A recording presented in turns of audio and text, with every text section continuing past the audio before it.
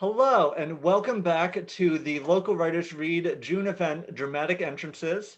Thank you for joining us for part 2 today, as we welcome 3 more readers to our session to kick off the 2020 season. For those who might not know me, I am Josh Gauthier. I'm one of the co-founders and organizers of Local Writers Read. And so, as I said, our theme for June is dramatic entrances, whether those are big, grandiose entrances into a story, or if it is just smaller, more memorable introductions to a character that stays with you time and again after the story ends. So I will be monitoring the discussion today as we're live on Facebook. So please feel free to jump in with comments and questions. There's about a 30-second delay, but after all our readers have gone through, there will be time for a question and answer and discussions. So I will be pulling questions out of those comments as you post them. Also, as we wrap up our first event for June, I will be compiling all the videos from across this weekend, and they will be on Facebook, they will be on our website, they will be on YouTube. So if you missed any of it, or if you know anyone who would like to see what we've been doing, those will all be available to stream after this is done. And so without further ado, I will introduce the 3 readers that we have for you today. Up first will be Claire Guyton. She has been a Maine Arts Commission Literary Fellow and 2-time finalist for the Maine Literary Award. And her work has been selected for Best Small Fictions and nominated for a Pushcart. Her fiction appears in Crazy Horse, Mid-American Review, Vestal Review, and many other journals, and in the Maine anthology Summer Stories. You can find her work at claireguyton.com. And also I have to give a shout out to Claire, who is the other co-founder and organizer of this lovely series. The 2 of us together do what neither of us could do separately. And so it's because of her as much as me that we're able to bring this to you. Up next is Jefferson Navicky, who is the author of the poetic novella, The Book of Transparencies, and the story collection, The Paper Coast. His work has been published in Smoke Lawn Quarterly, Electric Literature, Beloit Poetry Journal, Topland Sky, and Fairy Tale Review. He lives in Freeport, and you can find him at jeffersonnavicky.com.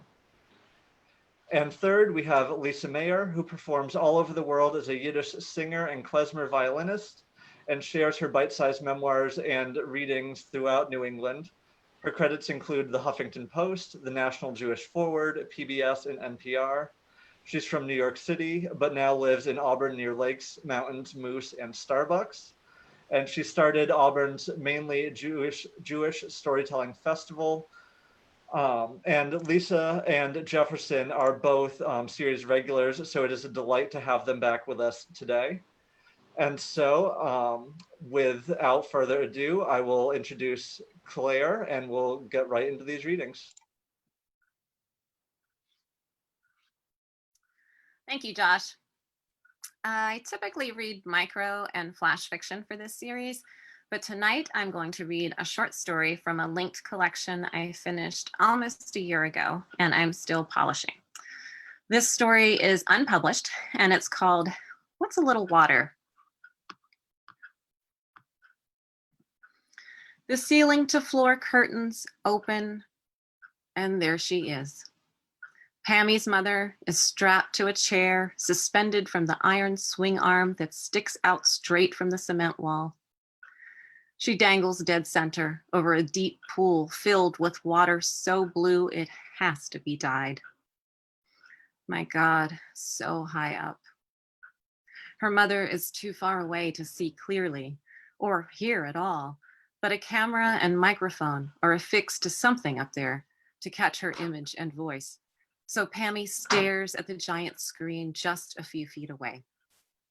She studies her mother's tight face, looks for permission. Everyone can see, and at least Pammy can hear, thanks to the mic, that her mother is shivering, her teeth clattering, and her case of the shakes is making the chair sway. Pammy looks up again. Yes, that is her mother, the same swinging chair, the hanging feet. She feels dizzy and lowers her gaze back to the screen.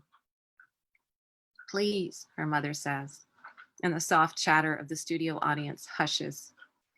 Her voice threads into the air over the stage, the crowd. It's thin and trembling, but clear.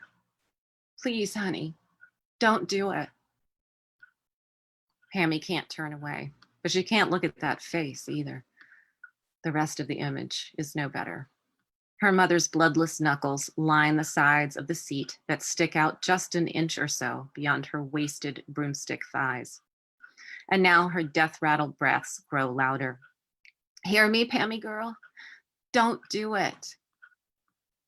Pammy clenches her fists, wills herself to look at the hooded eyes, the yellowed mouth. Just once, they said. That's all it takes.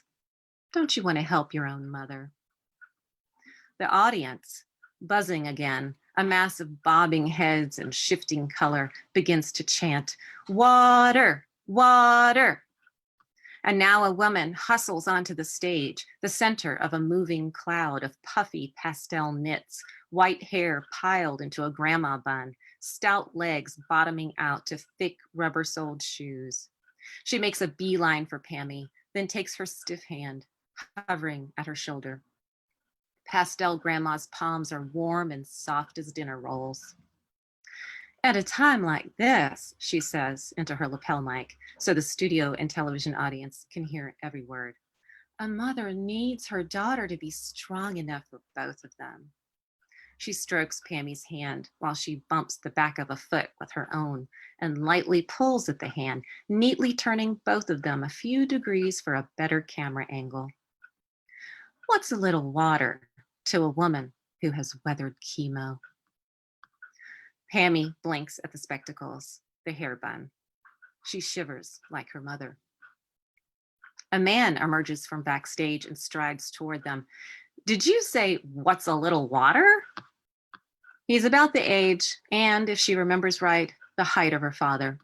She can only guess, it's been so long since he ran off to the West Coast to find himself. To find himself in a Hooters girl's short shorts, that's what her mother says. We're not talking a Methodist sprinkle, the man says to the audience as he moves into Pastel Grandma's camera shot. A Catholic slap of holy water. No. He turns to Pammy. We're not talking a little water. Pammy thinks a Hooters girl is too good for her father. A Hooters girl has a job. Assuming he's still alive, and probably he is, just dead to her mother, then yes, about the same age and build as this man towering over them and arguing with Pastel Grandma. But her father was never so well put together. This silver-templed, slate-gray suit with the crisp collar and winking cufflinks could have as many Hooters girls as he wants. He's talking to her. She points to the rowdy audience. I'm having trouble hearing you. He waves a hand as though shooing them away and moves closer. I said, if you hit that button, they're going to drop her chair into the pool, and your mother's going to smack that water and plunge to the bottom before they pull her back out. And think for a minute. Think. Your mother fears one thing and one thing only, and we both know what that is. Pammy looks at the fat red button sticking out from the wall just a few yards away, as big as a dinner plate, encircled in flashing green lights and labeled water. She fears death, too. No. He steps even closer, blocking her view of the button, and lasers her with eyes cloaked in pale purple contacts that make him look like a pretty robot. The audience hushes, sensing an important moment. His words hang over the stage. You fear death. Good God, he's more than a twinkling collection of accessories dipped in hair gel. The audience roars as he smiles a sad, you know I'm right. He aims an appreciative wave at them and steps away, glances at his Rolex. Pastel Grandma tugs at the hand she still holds. Your mother may seem fearless about the cancer now. Her other hand migrates to Pammy's back, where she massages the bunched muscles with small, firm circles. But she doesn't understand what's coming. No health insurance, all her savings gone to chemo. The fingers press more deeply into her back. You have to remember what's at stake here. You're between jobs yourself, so there's really only one way you can help. If you dunk her, water, water, she gets an unlimited stay in the hospital of her choice. And then when she goes home, a visiting nurse whenever she needs one. And listen to me, Pammy, she'll get a coveted spot on the drug trials of our sponsor, Primasor. The green lights around the button pulse to a frantic rhythm. Primasor, Primasor. Again, her mother's voice cuts through. Please, honey, please. Pammy reflexively looks up rather than at the screen and sees that the chair is shaking and jerking. Don't dunk me, her mother calls. Don't. The word was out of Pammy's mouth and into her own lapel mic before she could stop it. Mama. On screen, she sees her mother flinch. Then she sees her try to smile. I'm fine as I am, just fine. I don't need that drug. Her mother bites her lips so hard, Pammy fears she'll draw blood. Listen to your mother. The man has put his hands in his pockets so as not to be distracted by his flashy cufflinks, the glistening watch. Listen to the woman who raised you, who protected you, who taught you everything. Water, water, water. The crowd can't be contained by their seats. They're spilling into the aisles, giant waves of cotton t-shirts and baggy shorts. You know how much I hate water, sweetheart. Your mother is asking you for one thing, says the man, just this one simple thing. That drug could save her life, Pastel Grandma whispers in Pammy's ear. How can her breath possibly smell like gingerbread? Pammy pulls away. The man presses in again. Have you ever seen your mother afraid? She flashes to that last conversation when her mother should have been afraid.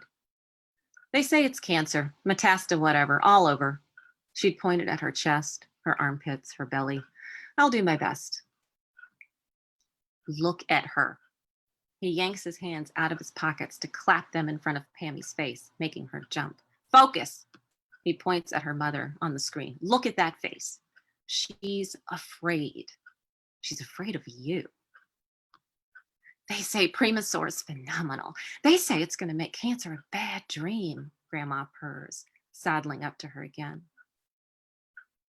He's right, Pammy says to Pastel Grandma, to the studio audience. This is her mother, her shatterproof mother, cool and sharp as chipped ice, her steel-spined mother who taught her never to lose a fight without getting in one good kick, never to apologize if she hadn't done anything wrong, never to turn a statement into a question. Just 3 times she's seen her mother afraid. Once when she was a little girl and at the park on her own, when her mother had come looking for her. Then again on the video they'd filmed this morning, when the game show staff came together, refusing to give an explanation, saying just that her daughter needed her. And right now, bound to a tiny metal chair, trying not to look at the water below, taking those dragging breaths. Don't worry, Mama, she calls. I won't dunk you. Yes! The gray suit pumps a fist, then does his imitation of a prize fighter dancing in the ring. Ah, says the studio audience. Primasor, shrieks Pastel Grandma, grabbing Pammy's shoulders. Primasor! She shakes her off, sick of the warm hands, the cookie breath. That's my Pammy girl, her mother says, still shaking, but smiling for sure now, the relief coming off her in waves. She releases the sides of her seat and grabs the cord above, looking for all the world like a little girl on a park swing. Seeing her mother like that, a kid on a swing, It's like a punch to the chest. That first time she saw her mother afraid, Pammy was sitting in a swing. Her father had wanted a few hours with his baby girl, so her mother had let him take her to lunch. After pizza, he'd left her at the park, saying he was off for just one beer with his buddies. He gave her a tight hug and promised to come back with a treat. Well, she was always good at entertaining herself, and there was a lot to see at the park. She tasted a few flowers she hadn't noticed before, found and pocketed 3 pebbles the size of her pinky toe, played with a frog until it leapt into a bush and disappeared. Finally, she made her way to the swings. The sun was dimming, and she had just begun to worry for her treat when she saw her mother running toward her, face contorted, hair flying. It was the sight of her mother's face when she got close that made Pammy cry. She hadn't been the slightest bit afraid until she saw those eyes peeled so clean, the misshapen mouth. Her mother had snatched her from the swing and held her so close it hurt. They clung to each other, both shivering in the chill of dusk. When they stopped crying, her mother smoothed Pammy's hair, then held her face in both hands. "I will never leave you alone like that, Pammy girl. Do you hear me? Never." Pammy takes 2 giant steps forward and jams the red button. It looks like hard plastic, but gives under her hand like a cotton ball. "Ayuga!" Her mother's lips twist into a silent scream. Her eyes go wide, the whites up to her hairline. The chair drops, splits the water. She's gone. The audience erupts into a coordinated shout of roller coaster jubilation. Pastel Grandma whips off the white wig and throws herself into a perfect somersault, then circles the stage, whooping and waving. The gray suit runs a manicured hand through his $300 haircut, disrupting the gelled ends not at all, and sighs the disappointment of the well-fed man. Out of the prime rib? Oh, that's a shame. The red snapper then. The chair rises from the pool, shedding water. Her mother isn't coughing, nor trying to catch her breath, thank God. She slumps in her seat, a sodden mess, staring at her feet. The water has washed away the shakes and the death rattle. She is still and small. The noise of the audience fades. Her mother speaks without looking up. "Can someone come get me, please? Pammy?" "Coming, Mama," she whispers. But she stays rooted to the spot. She studies her mother's collapsed face, her scooped out chest, the purple veins tracing the skin of her arms and legs, her feet hanging loose, reaching for nothing. She sees how the wet hair and fabric clings to the points and angled lines of her skull and gathered bones, and how she doesn't move.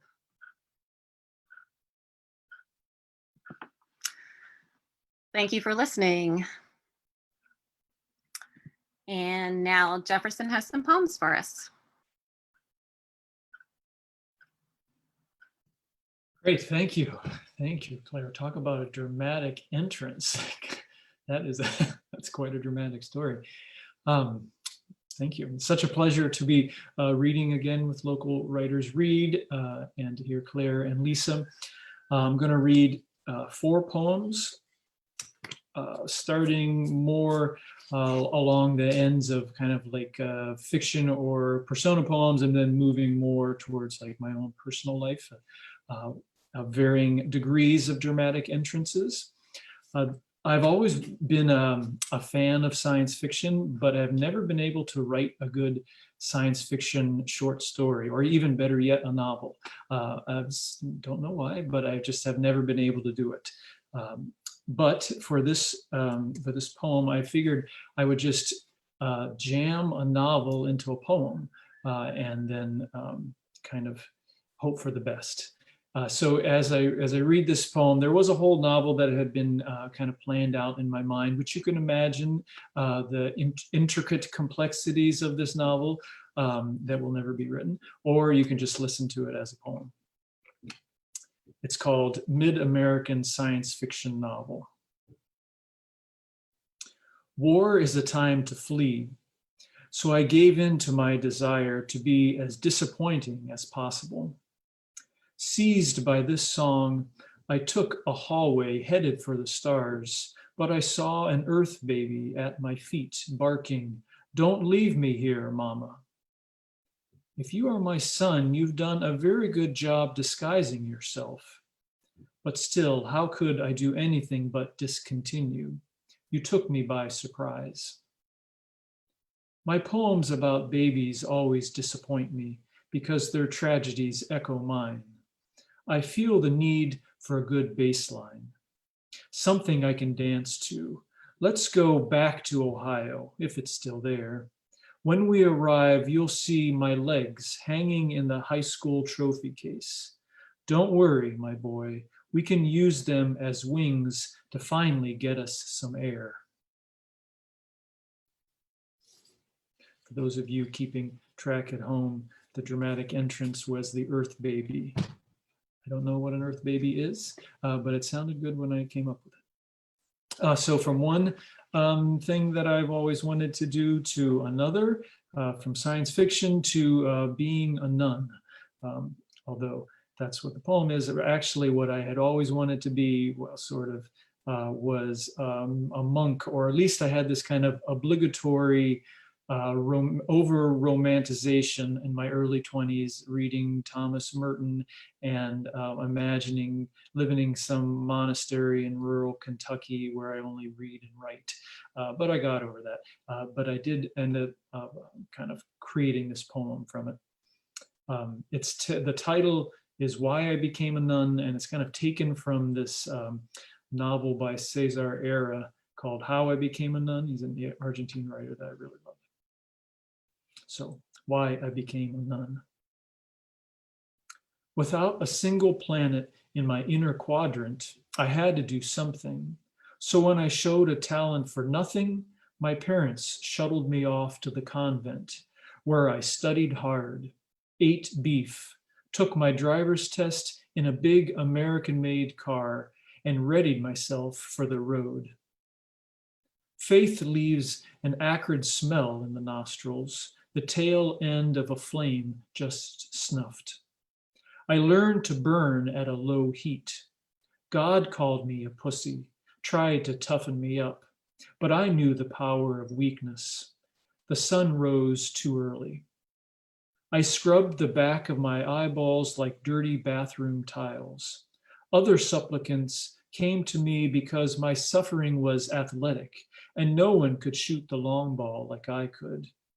My prayers took to early morning chalk, wrote dream, wrote hope on the columns of the temple. You're pretty good, Mother Teresa told me. Like some combination of Larry Bird, Fraulein Maria, and Bartleby the Scrivener.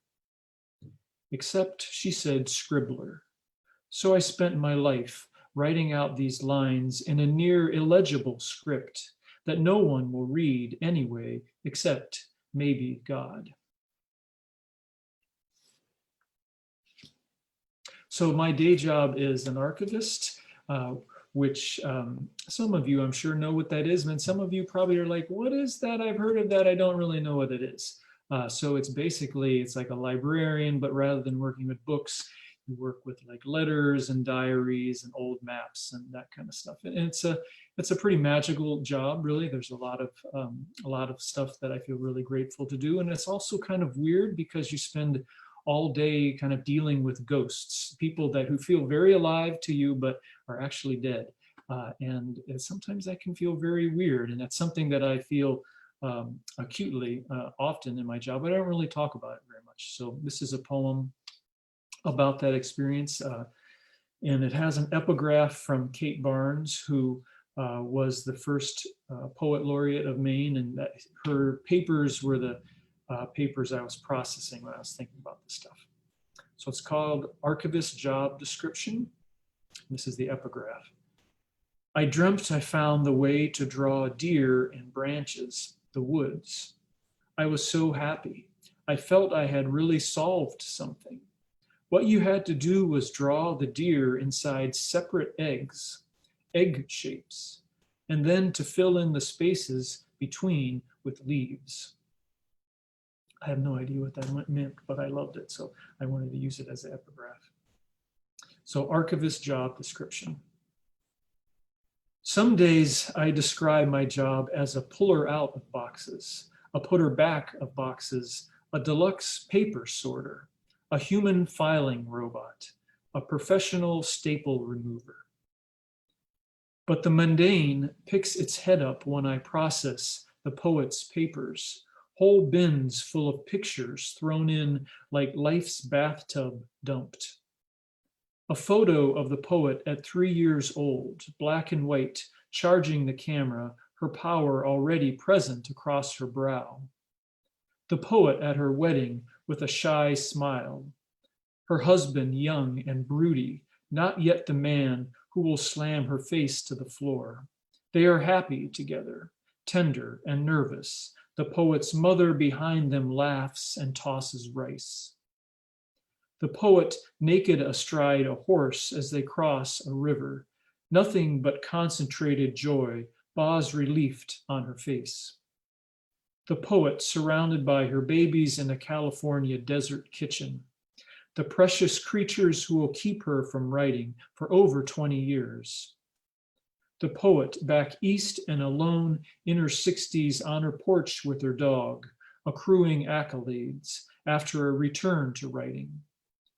The poet, sick now, but smiling, surrounded by her grown children, so many photos of her children. The unsent letters to her ex-husband, the drawings of horses and dogs, poems about deer and more horses. Everything in these cheap plastic bins from Rennie's, filled with mouse poop and dust and mold, and the ache I don't tell anyone about at work for this beautiful life that passes in front of me like a movie where I can't believe the end. Death is the photo that isn't here, the surprise ending I know is coming. Even though I know her date of death, attended her memorial service, I startle at the thought she's not with us anymore. Her young kids, now old people. All her horses dead, so too her asshole ex-husband. The farm she loved sold. All her beloved dogs, the wolfhound and the 2 Bernese mountain dogs, dust, all dust. I'm left to sift through her memories, her mind, what others thought of her, sent to her, wrote about her, all of it here in front of me, my responsibility now. Me, a 40-something white man without kids, with a loving wife and dog, a love of poetry and history, a fairly organized mind, a sense of duty, a growing fear of death, a weakening body, and an awareness of my mounting insignificance, which comes mostly as a relief. So when I say I pull paper clips for a living, it's because I can't always stand to say the truth. I'm given a poet's body in bins and I put it back together, only to watch her die in a finding aid. I will carry her forever in the small filing cabinet of my chest, and I will remember how her life arced in front of me, covered me with words and dust and longing, gave me a place for my longing to live forever, all with the hope that others will come find her and carry her with them too. Shoo, I made it through that poem without crying, which is always a feat. So Kate Barnes certainly made a dramatic entrance into my life a few years ago, but not as dramatic as this person in the next poem. It's called Island Vespers, and it's a poem about how I met my wife on Peaks Island. Sarah lived out there, and I was out for this thing. It's called Sacred and Profane. It's an art festival that happens out on Peaks Island. So this is the last poem. I'm looking forward to hearing Lisa read next.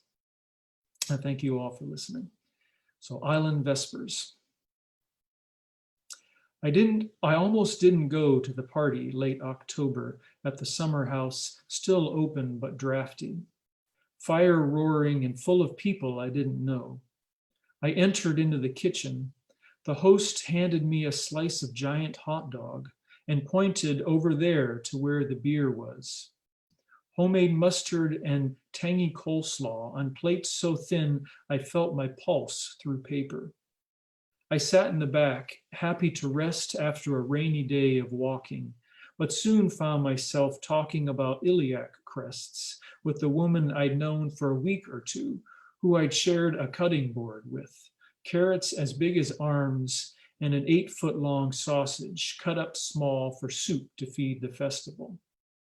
We'd cooked together in the church kitchen, grew close together like rising loaves of bread.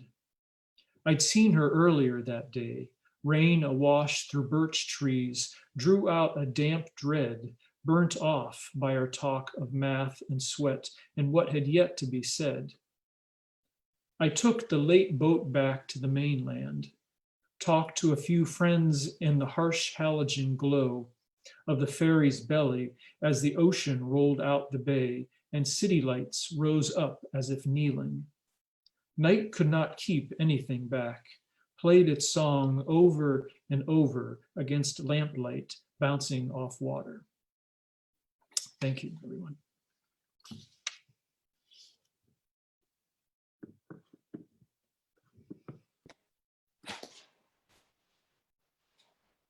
Thank you, Jefferson. Thank you, Claire and Josh, for having me. This story is called Zloty. And like everything I read, it's 100% true. We were in the basement of the Warsaw train station with 14 pieces of luggage, including our suitcases, the violin, the clarinet, the heavy drum hardware, the laptop, and the annoyingly fragile accordion. We had no idea when the train was coming, and I really had to pee. Shirley was getting us some sok, some juice, from a tiny hut on the platform, which shook constantly between the two opposite-going train tracks, and which you would think would be grab-and-go plastic, but in fact, our juice was served in real glass glasses, but so tiny it looked like you were just pretending to drink. You also had to pretend to drink right near the hut because the owner stared at you until you returned those glasses into his little brown bin. But now I really had to pee. We had taken the overnight flight to Poland directly from playing a wedding in New York and arrived all bleary-eyed excited at the Warsaw airport. A pushy and toothless old porter insisted on helping us with our luggage to the taxi line. His rig was a rickety hand cart with orange plastic crates attached to the bottom. The cart was missing some wheels too. Thump, thump, thump, up the stairs to the exit. We grabbed the accordion. I felt sorry for the guy, but I couldn't help wondering, if I were him and I could pick only one, would I pick having wheels or having teeth? Shirley isn't plagued by such hypothetical interior dialogue. If you ask me, he's missing out. But he is extremely empathetic, and he changed some money and gave the guy a big tip. Of course, the guy was now our best friend and personally selected and loaded up our taxi, which got a flat tire 2 blocks from the airport, which we then personally unloaded while our driver flagged down another car, which is when I counted and now knew exactly how many pieces of luggage we were traveling with. This was our second time in Poland. The year before, we had headlined at the Krakow Jewish Music Festival, a week that still remains the highlight of my life. That gig led to this one, and we were now at the train station, supposed to be getting on a 6-hour train to Wrocław, where we were going to play a concert this very night. And tomorrow we were off to the Jelenia Góra, the western mountains of Poland, where we were going to play another concert. Then we were flying to Tel Aviv in Israel, where we were playing Shirley's old friend Leo's son's bar mitzvah, got that. And finally, a much anticipated concert at the Jerusalem Culture Center. And I still had to pee. Ironically, the whole flight over from New York, we were marveling at the quirks in the Polish language. SZ is pronounced sh, and CZ is pronounced ch. And, ha, there are even Polish words that have 4 letters, one after the other, which we spent half the flight perfecting. Sh, sh, sh. Try it, it's fun. Sh. And not once did I consider practicing how to ask, "Excuse me, where's the ladies' room?" Pee fast, Surly warned. Who knew when the actual train was coming? Who knew if there would be a bathroom on the train? Who knew how to say anything in Polish except shh? We did have a guide and translator, but she would be meeting us at the other end. Carolina was a young woman we had met last year in Krakow, with a stylish, choppy haircut and an earnest vibe. The first time we met her, she wore a bright blue asymmetrical skirt with a wide cinch belt and a pink flowery sweater. The next day, she wore the exact same thing. And the next. When Poland was still communist, we didn't have anything in fashion, she told me. Everything brown, brown, brown. Now, all the girls wear colors and we look pretty. She smiled a practical smile. Clothes very expensive, so I wear my best clothes every day. I ran up the basement stairs to the first floor. I found a lady behind the kiosk that mimed. She shrugged. I mimed more dramatically. She pointed upwards. I looked for the stairway to the second floor. No, there are no elevators in the Warsaw train station. There were, however, flowers everywhere. Huge buckets of roses in every color, silvery daisies, red and orange carnations, bright purple tulips sold in practically every corner of the station. Maybe it was just like what Carolina said about the girls and their drab brown clothing. The minute communism was over, even the plants refused to be onions and garlic and burst into bloom. The second floor was full of offices, but there was nobody in them. I started down the hall looking at every door for that telltale, funny-looking bathroom graphic till I was sure I was just wasting time. Having to pee is a constant in my life. A lot of women share this. I remember seeing another funny-looking graphic at my old advertising agency, a meme before there were memes. It was a pie chart. What women think about. On 90% of the chart was yellow. On that part, it said, having to pee. The other 10% was divided among children, work, errands, husbands or boyfriends, or finding pantyhose that didn't have a run in them. At the time, I remember thinking it was accurate. Now I would make the yellow part of the chart larger. I don't remember what was on the 3rd floor of the Warsaw train station, but I do remember feeling desperate. Now, I am not one of those girls who needs a pish-posh ladies' lounge. Surly and I spend a lot of time on the road on the way to gigs, and any tree, any bush, and heck, any patch of long-haired grass, fine by me. Over in the corner was a ficus tree in a pot. I walked over. Fake. And then I spied steps and a teeny tiny telltale sign with a red up arrow. Could it be? It was. In fact, it was the entire 4th floor. It was minuscule, a white room, 1 stall, mercifully empty, but nothing more to impede. Ah, salvation. But then I came out of the stall, and standing between me and the sink was a large woman in a very small pink apron. She was looking straight at me and holding out her palm. Zloty. It took me a second to register. Zloty. I bobbed to the side to get at the sink. She didn't move while I washed my hands, but then she planted herself between me and the front door. Zloty. I looked at her with my most pathetic face, brow wrinkled with contrition, frowny lips, eyes wide. "I'm sorry," I said. "I don't have a zloty. I didn't know you needed one for the bathroom. My bags are all the way downstairs and I'm..." She took a step forward. Zloty. Her implacability was a bit frightening. "I am really sorry. I'm American. I don't have any..." She took another step toward me, so her hand was right in front of my face. "Zloty!" And just then, when the nightmare takes you over and you find yourself realizing that you might actually have to fight this woman, this strange woman, this large woman, when at the time I myself was not so large. Plus, I was overtired and also 4 stories above the only person in the world who knew where I was, and even he didn't know exactly where I was, and the restroom door opened and another woman came in. I must have looked truly pathetic because she instantly sized up the situation and started screaming at the matron in Polish, who started screaming back. And in that split second that the matron turned her focus away from me, I saw my chance and dove for the door, flew down 4 flights of stairs to the basement where Surly was like, "What took you so long?" And I started crying. But then the train came, and we and our 14 pieces of luggage got on and had a magnificent 6-hour ride through the countryside.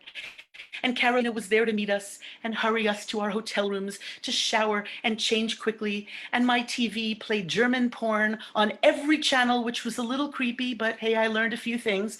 And our concert that night was magical and sublime. And at the end, Surly and I got thunderous applause, and I was presented with an enormous bouquet of otherworldly green roses from the Viceroy of Silesia. Years later, after all those wonderful gigs and many more wonderful gigs, Surly and I found ourselves in the delivery room at White Plains Hospital in New York. Our twins had just been taken out by cesarean section, and now the doctor was putting back my organs, which apparently she had removed. Well, not exactly removed, but rearranged for the occasion. Surly was sitting up by my head, and there was a screen blocking his and my view down there. "Doctor," Surly called out. She looked up, surprised.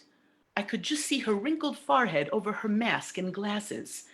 My doctor was a devout Christian woman with 8 children of her own. I was in awe of her. "Doctor, when you put Lisa's bladder back, can you maybe set it a little higher or something? Maybe a little more to the left? I mean, she constantly has to..." "Oh no," my doctor said, piously horrified. "I have to put it back exactly in the same..." "Just kidding," he said. Then he looked at me. "Of course I was just kidding." I was too drugged up for humor or dudgeon. He paused. "But you know, if she could, why not?" But I knew what Surly was really thinking, because I was thinking it too. We were a family now, really and finally. Everything else we would figure out: house, jobs, travel, gigs, how to take care of twins. We were all in now, heart, mind, and bladder. And we both knew that in addition to everything else, part of Surly's commitment, including many more years of pulling over to the side of the road for me, as if I had all the zlotys in Poland. Thank you. Thank you. That was lovely. Thank you all. Okay, we're going to pause here for just a moment. We'll get everyone unmuted, and I'm going to bring in a couple other participants for the discussion portion of this. While we're shifting over, anyone who's watching this stream, feel free to drop any questions that you have for our readers into the chat, and we'll try to get to those as soon as we can.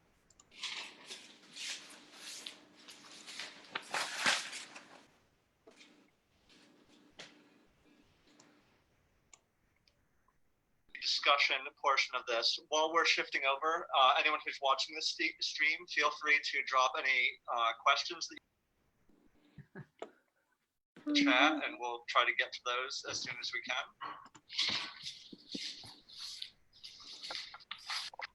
Okay, so welcome. So we have with us Courtney, who runs Quiet City Books, which is while we're shifting over, anyone who's watching, which is our home when we do the actual live events of this, or I should say in person. And then we have Jenny O'Connell, who was our reader last night. If you missed that stream, then you can certainly go back and look at that as well. So before we get to other questions, Courtney, do you want to say anything? All three of today's readers, amazing. I am, first of all, Claire, you made me want to cry. Jefferson made me want to cry.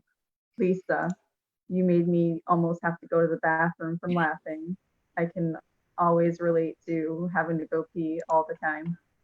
So thank you all for your stories. And Jenny, do you want to say anything to the readers before we dive into questions? Oh yeah, I really enjoyed kind of the diversity and the scope of all of your readings. It was so fun to have so many different forms of literature represented right here, right? We had nonfiction, we had a short story, we had poetry, and then some that like blurred the line between. And yeah, I'm just really excited. I have a couple questions, but those can come later after we get to some of the others. But it was great to hear you all. Thank you. All right, so I'll toss the first question out to all three readers. Just kind of working off of this theme of dramatic entrances. I remember in a writing class I was in once, it was talking about finding like the core details in characters in order to convey story. And I'm paraphrasing slightly, but the example given was a great big man with bushy red hair who always went first through doorways. And taking that example, like those couple details, and you know who this person is. And so this is kind of an open question, but what are your thoughts on kind of finding those details, either in character or in the story that you're telling, the setting, those things that really, like, from the moment something appears on the page, you kind of have a sense of it, either in your own writing or just things you've heard that have stuck with you? Well, I mean, I always draw from the people I know and my own experiences. And like all writers, I'm constantly watching what people do and listening to what they say and how they say it. And so when I come up with a characteristic that I want someone to have, I think about how I would want to show that. So if somebody is pinches pennies, then I would show like that, you know, a woman maybe uses her finger to dip into the last bit of the lipstick tube, you know, to show that she's really concerned about money. So I try to think about things like that that would demonstrate those characteristics rather than tell them. Having said that, when I was reading my piece, I actually wondered if I was over describing. So I may not be the best person to ask this question. And that's something I'll go back to, you know, when I look and polish this story, I'll see if I did that. Go ahead, Lisa, go ahead. No, it's okay. Oh, okay. I was going to agree with Claire. I also base almost every single, I mean, I write true stories, so it's not so hard to base them on real characters because they exist. But what I like to do also is find the detail that would make that person relatable to everybody else. You know, a large woman in a small apron, or you know, an impatient person. How come, yeah, you know, that. So a few of those characteristics, and not that people are one-dimensional, but sometimes I find in stories, because I'm describing people that you don't know. So sometimes I reiterate the same, I'll use the same characteristic twice, maybe once at the beginning, once at the end. You know, like who mentioned, Josh, about the large red mustache. You know, like I might introduce it, but then at the end, I'll talk about that mustache twitching or having a piece of food in it or something, you know, just to kind of remind you who that person is. So I also use these kinds of tricks, mostly one physical and one that's a characteristic that we all relate to in some way. Sorry, thanks Jefferson for being so. Yeah. It's kind of a surprisingly hard question. It seems like I should have a better answer than I do, but I think that, I mean, I maybe have some point worked a little bit more like, because I don't, even though I sometimes write fiction, I don't really consider myself much of a fiction writer. I think I more follow like the language and like how things sound, like how kind of the words string together. And I think I care a little less about how the character kind of comes together in real life, and more about how the character kind of sounds in language, like how the words kind of like trip on top of themselves. And if it doesn't like totally make the image perfect, or sometimes I just kind of let go of that and I kind of like try to make it sound really good. I like that. Yeah. That's because you're a poet, right? Yeah. So that's the poet in you. Yeah. I should do more of that. Jenny, did you want to jump in with one of your questions? Sure. This one, any of you can answer it, but I was thinking about it specifically in relation to Claire and Jefferson's work. You both mentioned that you write in different forms. So Claire, you do a short story, but you do a lot of flash fiction. Jefferson, you put a whole novel into a poem, which is fascinating. And I'm just wondering how that process goes for you when you're writing something, when you get an idea. How do you find the right form for it? How do you decide where it lands? I would have a hard time answering this question. So, but I'm so curious to hear your thoughts on that process.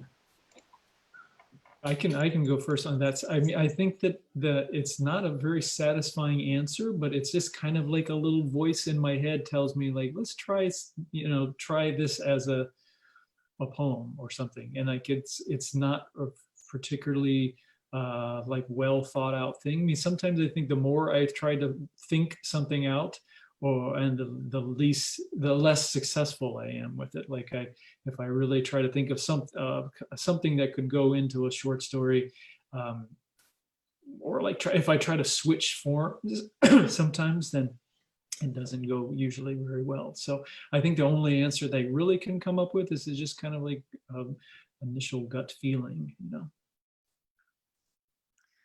Yeah, so I have a very typically controlled answer to this, a very specific answer to this. I am completely in love with short stories. And when I went to my MFA program, I wanted to perfect short stories. And just when I started it, I happened to stumble over the winners of a microfiction contest. And I was completely blown away by the three winners, and just couldn't believe how much was accomplished in this very small space. In this particular instance, I think it was 150 words, which is awfully small to have a lot of impact. And so when I went to my MFA program and I got my first advisor, I said, okay, I'm here to, learn how to write really good short stories. But by the way, I love this like really short fiction stuff that I just discovered. And I wouldn't mind learning more about that. And so that advisor recommended some anthologies, some sudden fiction anthologies, which are great if anybody's interested in this form, and a couple of others. And I started reading it. And then I worked on other stories. And a couple of times I tried micros and flashes. And, they just didn't work out very well. They were okay. So I actually didn't write very many of them at all during my program. And then when I was out of my program, I sort of went into that post MFA slump, and then I got the main what's it called, the fellowship. I got the main Arts Commission's fellowship, And I hadn't been writing for a while, and I felt like a terrible person because they had given me this fellowship and I wasn't writing. And the short story month was coming, which is May. And I thought, okay, I know what I'm going to do. I'm going to teach myself how to write micro and flash fiction finally. And so I wrote a story every single day for a month. And then I enjoyed that so much, I said, okay, I'm just going to do it for a year. So I wrote a story every single day for a year. And I did that specifically to teach myself how to write micro and flash. So I am at the point now, and I've taught some workshops in micro and flash as well. And I use everything I learned in that year to do that. So I'm at the point where I know when an idea comes to me, I know if it's the size for micro or flash, or if it's something that requires more space. And I have a very specific and directed way that I approach the material, depending on what I've decided, it's going to fit. And I'm almost never wrong about that. It's very, very rare that I have something short that I realize, oh, okay, I can expand this and make it bigger. And every once in a blue moon, I'll find a micro within something longer. But for the most part, it's very clear to me which form it's going to be in. It's just that I used to not be able to make it successful. And so it took some really hard work and attention to make successful micros and flashes. Thank you both. Thanks. Lisa, did you want to speak to form at all in writing?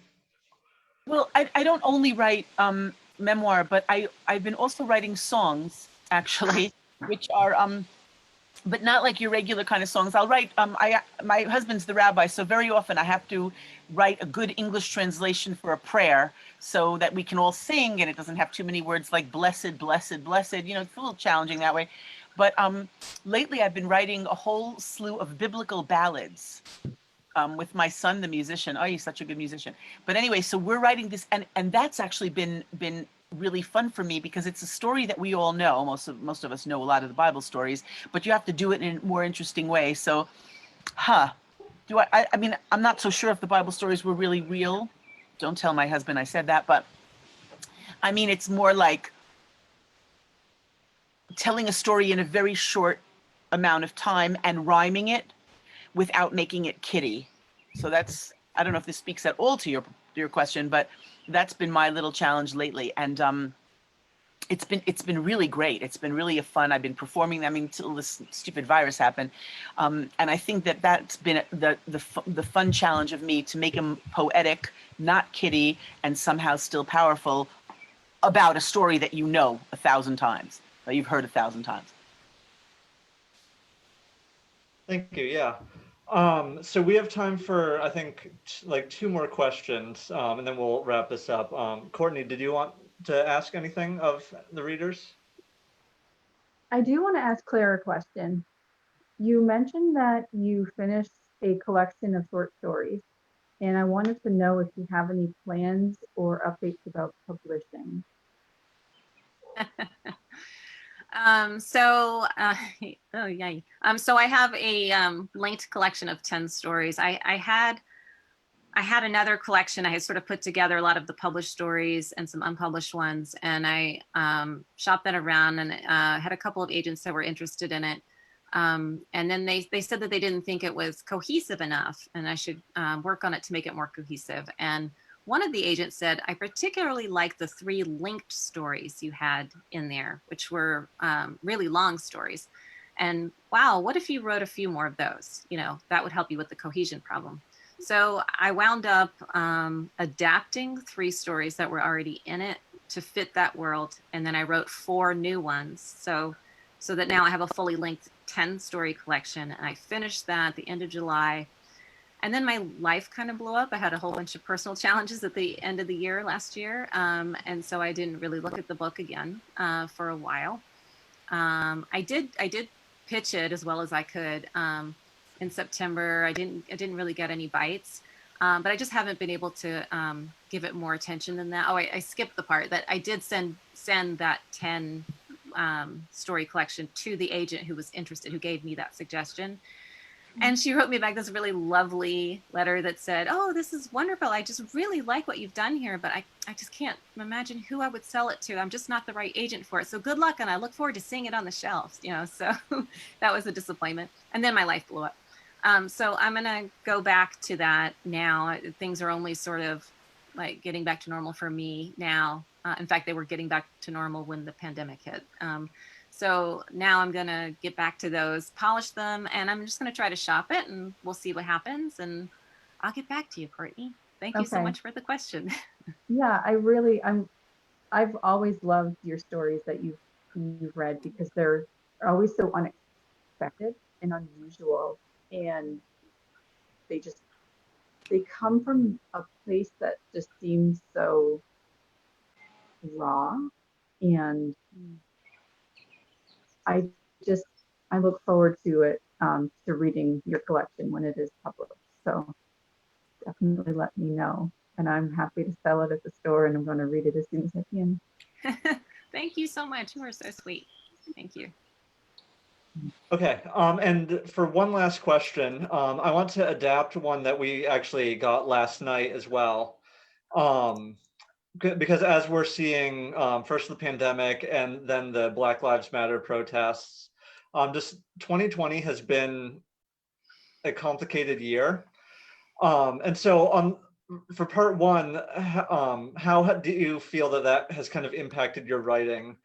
And then a second part to that, do you tend to kind of take the real world events and put that into your writing directly or indirectly? It's like, do you see yourself writing about these things as we move forward? And whoever wants to jump in. I'll jump in just quickly because I'm really starting to try to enjoy this time. There's nothing I can do about it, and I'm enjoying the homeschooling with the kids. I'm enjoying but the only thing that I wrote about the pandemic, I think, was about the second or third week in, when I wrote a list of 7 things that I like about it, and the 7th thing was I haven't worn a bra in weeks.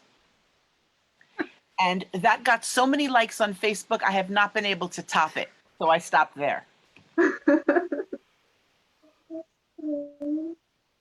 Well, I wasn't expecting that answer, Lise. That's great. Good for you. Congratulations. So I feel like the reason I write fiction is because that's how I can tell the truth. When I have tried to write nonfiction, it's just too hard. It's too painful. I do a lot of crying. Whereas if I write about the things that I really care about and that have really affected me in my life, and I turn them into fiction. So I have no doubt that the events of 2020 are going to color my work a lot. But they won't look like I'm. As possible, I'll make some references. I'll create a story that has references to the pandemic or something, because I might want to locate it in that time. I don't know, but probably you won't know that that's what's influencing what I'm doing. I already write a lot about disconnected characters and isolated characters, sort of floating in a setting-free place, and I have a feeling that that's gonna continue to color my work. Yeah. Plus, I think we need time. I think we writers sort of need time to absorb these kinds of massive changes, and it takes a while to turn things like that into good art, I think. So that's my answer. I would totally second that as far as needing time, or it's probably best to have a little time. I've been trying to read extra more, like just trying to kind of turn that what's been happening in the world and try to read things that somehow relate to it. And I've been reading Wanda Coleman's Wicked Enchantments, selected poems that came out a couple months ago, which has been really great. My wife just got back from Gulf of Maine Books getting Maine's Visible Black History from Tilbury House. It came out a few years ago. So I'm just trying to read, and I think that's gonna, at some point down the road, then that'll come out as something. But reading seems the most important thing to me at the moment. Okay, we're a little bit past the hour, so I will wrap it up there. I just want to say one more time, thank you to Jenny, to Jefferson, to Lisa for joining us. This has been an incredible start to the season. I know for Claire and Courtney and me, like we have so much fun being able to put these together and to just to support and to connect with the arts community here in Maine. There's such incredible talent and so many great stories being told. So this is just, it's so much fun. For our viewers, tune in next month. We'll have another event coming with a brand new lineup and a brand new theme. So keep an eye on our channels, on our website. We'll have more details for that coming very shortly. And also, especially if you're in Lewiston or Auburn in Maine, the LA Arts and does their art walk, and they are moving that digital as well. And so Local Writers Read will be partnering with them for something special next Friday.